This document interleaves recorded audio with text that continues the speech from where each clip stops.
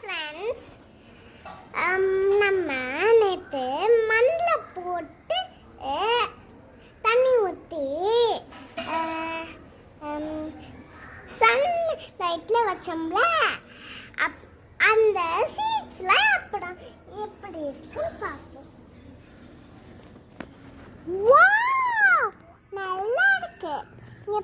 நேற்று வச்ச சீட்ஸ்லாம் இந்த மாதிரி நிற்கல, இப்பெல்லாம் நின்றுக்குச்சு.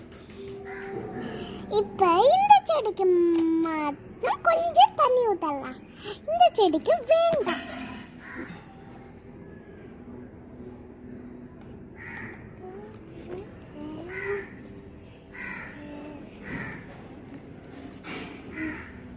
ஊற்றியாச்சு. நாளைக்கு என்ன ஆகுதுன்னு பார்ப்போம்.